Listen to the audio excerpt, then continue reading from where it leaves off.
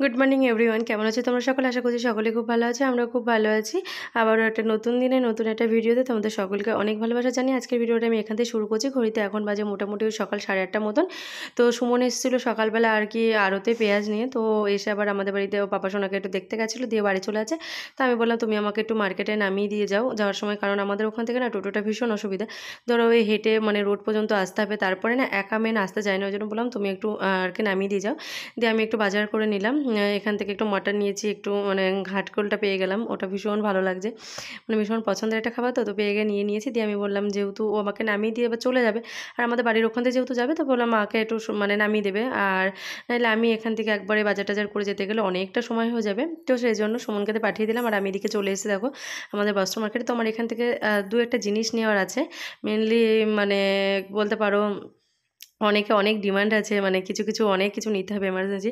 তো যাই হোক, কেনাকাটা তো শেষ থাকে না। তো দেখো কেনাকাটা করে আমি ফাইনালি এবার টোটোতে উঠে পড়েছি। তো টোটোর জন্য আমি এখানে নেই করে 45 মিনিট এই রোদের মধ্যে ঠাই দাঁড়িয়েছি, এটাই বিরক্তিকর জানো তো। এখান থেকে অ্যাভেলেবেল টোটো পেলেও ওই একাই যে যেতে যাবে না, 50 টাকাতে আসলাম তো এতক্ষণ। তো যাই হোক, টোটো নিয়ে কেনাকাটা করে এদিকে চলে এসেছি। তো এই যে মানে এই শাড়িটা পেয়ে সত্যি কথা বলবো, আর এটা একদম পিওর আর কি বেনারসি একটা সি গ্রিনের মধ্যে, আর একটা এমনি শাড়ি আছে। তো যাই হোক, আর টুকটাক ওই যে নিলাম, তোমাদেরকে আমি ডিটেলসে পরে দেখাবো। দু একদিন ওয়েট করো, সব কিছু বিষয় বলবো। আর শাড়িটা এতটা দাম নিয়েছে আর এতটা সুন্দর সেটা বলো। যাই হোক, এই শাড়ি দুটো নিয়েই বলতে পারো আমার সব কিছু মানে যা পয়সা করেছিল সব শেষ হয়ে গেছে। আমি চলে এসে আর কেনাকাটার কোনো ইচ্ছাও নেই, মানে এটা পেয়েই খুশিতে চলে এসেছি। তো আসার পরে এদিকে দেখো মায়ের রান্নাবান্নাও হয়ে গেছে। তো এইদিকে রান্না হয়েছে আর কি ঘ্যাটকোল পাতা বাটাটা, আর এদিকে ঘ্যাটকোলের ডাটাটা হয়েছে ভাত, আর এদিকে মায়ের হাতে লাল লাল মটন কষা, মানে আজকে সবকটাই প্রিয় খাবার। তবু মানে ঘ্যাটকোল পাতাটা হলো না, যতই মটন প্রিয় হোক তবু মটনটা আর কি সেকেন্ড লিস্টে চলে যাবে, এটাই আর কি ব্যাপার। তো যাই হোক, চলো খাওয়া দাওয়া করে নিই। সবাই আমার জন্য ওয়েট করছিল, মায়ের রান্নাবান্না হয়ে গেছে, আর আমিও অনেক সকাল সকাল বেরিয়ে গেছিলাম বলে সকাল সকাল আগে চলে এসেছি। তো যাই হোক, খাওয়া দাওয়া করে দেখো এদিকে রেডি হয়ে গেছি। তো একটু হালকা ফুলকা রেডি হয়ে নিলাম, যা গরম পড়ছে কি বলবো। আর এদিকে বোনও তো এদিকে ব্যাগপত্র গোছাচ্ছে, তো আমরা যাবো আর কি বোনের শ্বশুর বাড়িতে। তো সেই জন্য দাদাও চলে এসে, আর দাদা দেখো দেখাচ্ছে মানে কী নিচ্ছে আর কী না করছে। আর এদিকে মা হচ্ছে পাপা সোনাকে রেডি করে দিল। আর যা গরম, পাপা সোনাকে নিয়ে যেহেতু বেরোবো ওই জন্য মানে বেলায় বেলায় মানে বেরোতে হবে, আর বেলায় বেলায় ঢুকে পড়বো। তো সেই জন্য কী বলো তো, এত রোদের মধ্যেও যেতে হবে। যেহেতু টোটোতে উঠে পড়লে চলো হাওয়ায় হাওয়ায় মাঠের মধ্যে দিয়ে যেহেতু হাওয়া খেতে খেতে বেরিয়ে যাবো, কোনো ব্যাপার না। তো ওই জন্য যাই বলছি, একদম মানে ঘেমে স্নান হয়ে যাচ্ছি। তো ওই জন্য বলছি তাড়াতাড়ি চলো টোটোতে চলি, টোটোটা ছাড়লে একটু শান্তি। তো হঠাৎ করে যাওয়া বলতে সকালে সুমন এসেছিলো, আর বোনের শ্বশুরবাড়ি আর আমার শ্বশুরবাড়ির ডিস্টেন্সটা আমার বাবার বাড়ির থেকে একদমই মানে দুজনেরই সমান সেম আর কি, ওই 20-25 মিনিট লাগে। যাই হোক, তো আর সুমন এসেছিলো যেহেতু আমাদের কৃষ্ণনগর, ওদের মেন আমাদের শ্বশুরবাড়ি দুজনারই আর কি, কৃষ্ণনগরটাই আমাদের মেন আর কি সিটি বলতে পারো। তো ওরাও কৃষ্ণনগর এসেছিলো যেহেতু, আরও তো সুমন্ত আর পাপা সোনা যেহেতু এখানে থাকে বুঝতেই পারছো। আর এখান থেকে চলে যাবে আর পাপা সোনাকে দেখে যাবেন, এটা তো হয় না। ওই জন্য সকালবেলা ও এসে পাপা সোনাকে দেখে চলে যাচ্ছিলো বলে যে আমাকে যে বাজারে দিয়ে চলে গেছে। আর তারপর মামিমা ফোন করছে বারবার কদিন ধরে যাওয়ার কথা বলছে। এবার তো এসে পর্যন্ত ওদের বাড়িতে যাওয়াই হয়নি, কারণ পরিস্থিতিটা তেমন ছিল না। তোমাদের দাদাভাই তো তাও 2-1বার ধরো গেছে মন্দিরাদেরকে দেওয়া নেওয়া, তারপর তোমার সুমনের সাথে। তো আমি যেতেও পারিনি, আর আমার হাতে একদমই সময় কম। তোমাদের সাথে সব পরের ভিডিওতে আমি আলোচনা করবো। যাই হোক, ওই জন্য খুব জোর করছিল। আর পাপা সোনা যেহেতু এখন একটু বড় হয়ে গেছে, ধরো দেখতে দেখতে 2 মাসও হয়ে গেল। তো যাই হোক, ওর ষষ্ঠী পুজো টুজো সব ভিডিও ওই যে বললাম যেগুলো আর কি চিপে আছে সেগুলো তোমাদেরকে আমি আপলোড দিতে পারছি না, কারণ ওই ফরম্যাটিংয়ের প্রবলেম হয়ে গেছে। যাই হোক, তো সেই জন্য একটু নিয়ে যাচ্ছে, আর এখান থেকে নিয়ে নিলাম মিষ্টি। তো মিষ্টি নিয়ে একবার আমরা চলে এসেছি বাড়িতে এসে আবার ভিডিওটা স্টার্ট করলাম। তো এখানে আসতে মামিমা দেখো এদিকে মিষ্টি কোল্ড ড্রিঙ্কস দিয়ে দিয়েছে, আর এদিকে দেখো এদের বেয়ানের মজাটা, মানে দাদা এখন হচ্ছে বেয়ানকে মিষ্টি খাওয়াই দিচ্ছে, মানে বোনের ননদকে। আর এদিকে পাপা সোনাকে বোন চেঞ্জ করে খাইয়ে দাবিয়ে ও এখন একটু ঘুম পাড়িয়ে দিল। আর পাপা সোনা প্রথম বাড়িতে আসলো আর কি, পা রাখলো। তো তারপরে আমরা একটু আর কি বিকেলের দিকে খাওয়া দাওয়া করে আর কি বেরিয়ে পড়েছি। দেখো আমরা চলে এসেছি আমাদের কৃষ্ণনগর মেলাতে, কারণ কি বলো তো কি ভালো লাগছিল না গিয়ে, মানে বোন তো বোনের বাড়িতে, মানে পাপা সোনা তো পাপা সোনার ঠাম্মি দাদাকে পেয়ে গেছে। তো যাই হোক, এবারটা মানে আমরা বললাম তাহলে এখন আর কি করবো আমরা, তো চলো একটু সবাই মিলে ঘুরে আসি। তো ওই জন্য দাদা যখন আসে, দাদা টোটোতে আবার রিটার্ন আসি, যে একটু মেলা টেলা ঘুরে যায়। আজকে যেহেতু মেলা শেষ আর ভালোও লাগছে না, দেখবে এক জায়গায় গিয়ে প্রথম একটু মনটা দাঁড়ায় না, আবার 1-2 দিন থাকার পরে আবার কিন্তু সেখান থেকে আসলেও মনটা খারাপ লাগে। তো যাই হোক, আমরা চলে আসলাম। আর যেহেতু মেলাটা আজকে শেষ, বললাম চলো একটু মেলা থেকে ঘুরে টুরে আসি, বেশ কিছুটা সময় কাটানো যাবে। আর মানে এবার তো ওদের সাথেও আসার কথা ছিল, কিন্তু সেই হয়ে ওঠেনি সময়টা, সত্যি কথা বলতে। তো ওই জন্য বললাম তাহলে চলো সবাই মিলে, যেহেতু এক জায়গায় আছি, সবাই মিলে বেরিয়ে যাই, ঘুরে ফিরে চলে আসবো একটু। যেহেতু ঘুরতে ফিরতে আমি, আমার মাম্মাম, তোমাদের দাদাভাই, আমরা তিনজন সত্যি খুব ভালোবাসি। তো ওই বললো তাহলে যাও সবাইকে নিয়ে একটু মেলা ঘুরে আসোগে। তো ওই দিন চলে আসলাম। এসে দেখো সত্যি কথা বলতে এই যে দোকানপাটগুলো ঘুরতে না, মানে মেলায় আসবো আর কিছু কিনবো না, এটা কিন্তু হয়ই না।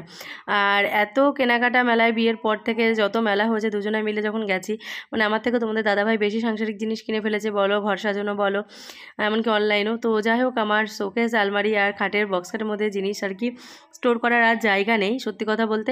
সেগুলো যেহেতু ব্যবহার করা হয় না, যখন আবার ব্যবহার করব বার করে নেবো, তখন কিছুটা কমলে আবার কিছুটা নিয়ে রাখা যাবে, ওই জন্য আর এখন কিছু নিচ্ছি না।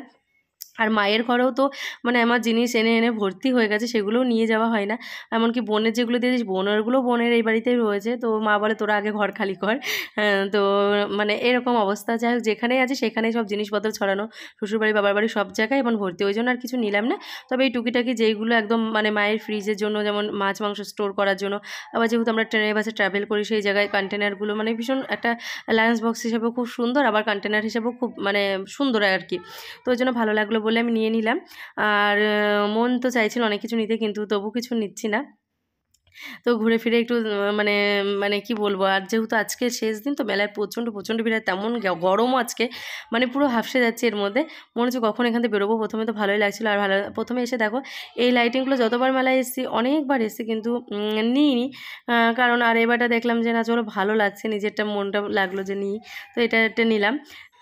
তো অনেক ঘোরাফেরা করার পরে এবারটা মানে এত গরম লাগছে, ভালো লাগছে না। তো এবারটা ফাইনালি বাড়ি যাবো, তার আগে কিছু খাওয়া দাওয়া করতে হবে। তো চলে আসলাম একটা পাপড়ি চাটের দোকানে। আর সত্যি কথা বলতে পাপড়ি চাটের প্রতি, মানে মেলাঘাটের পাপড়ি চাটের প্রতি আমার মানে ভালোবাসা অনীহা এমন হয়ে গেছে, কি বলবো, পুরোটাই উঠে গেছে। কারণ একবার আমাদের কৃষ্ণনগর জগদ্ধাত্রী পুজোয় পাপড়ি চাট খেয়ে, মানে তারপর থেকে এত জঘন্য পাপড়ি চাট খেয়েছিলাম, মানে সেই পাপড়ি চাটের প্রতি ভালোবাসাটাই আর নেই, বিশ্বাসটাই আর উঠে গেছে। তারপর তো সত্যি খাই না কোনো দিন। তো যাই হোক, এবারটা জানি না কি মনটা বললো, এই দোকানের এত সুন্দর সুন্দর দোকান দেখেও এই দোকানটা দেখে না, পাশ দিয়ে যখন যাচ্ছে, দেখো পুরো গুটিয়েই ফেলছে সব কিছু, তবু মানে মনে হলো জানি না কিসে একটা টানলো, একটা কোনো স্মেল, মনে হলো না ভালো লাগবে, এটা ট্রাই করেই দেখি। তো সত্যি কথা বলে বিশ্বাস করো, যতটা বিশ্বাস করে এসেছিলাম তার থেকেও দ্বিগুণ। আর কথায় আছে যত গুড় দেবে তত মিষ্টি। দামটা একটু বেশি নিলেও কিন্তু দারুণ মানে কোয়ান্টিটিটা ছিল, প্রচুর পরিমাণে আর কি। দই চাটনি যেটাতেই মানে মেন পাপড়ি চাটের আর কি ইয়েটা আসে, টেস্টটা প্রচুর পরিমাণে ছিল। সত্যি কথা খেয়ে যে মানে যতটা ভেজে, মানে আমার জীবনে ফার্স্ট টাইম এত সুন্দর পাপড়ি চাট আমি খেলাম। হ্যাঁ, তো এটা আমাদের কৃষ্ণনগরের ইয়ে, তেমনই এমনকি আমি অ্যাড্রেসটাও নিয়েছিলাম, এত সুন্দর লেগেছে মানে কি বলবো তোমাদেরকে।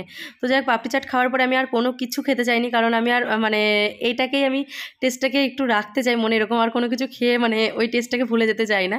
যাই হোক, আর সত্যি কথা বলতে যেহেতু মেলায় আমার ওই মানে কি বলবো, এখানে একটা চিকেন রোল, ফুচকা, আর তোমার ওই যে লস্যিটা যেটা ফেমাস, তো ওই লস্যিটা খেলাম না, কারণ মাম্মাম ঠান্ডা, যেহেতু আর আমরা খাবো, বাচ্চা মানুষ না দিলে কেমন লাগে না, ওই জন্য আর পাপড়ি চাটটা খেয়েও আর সত্যি কথা বলতে ভরে গেল পেটটা, আর মনটাও চাইলো না, যেহেতু বিকেলে খাওয়া দাওয়া করে বেরিয়েছি।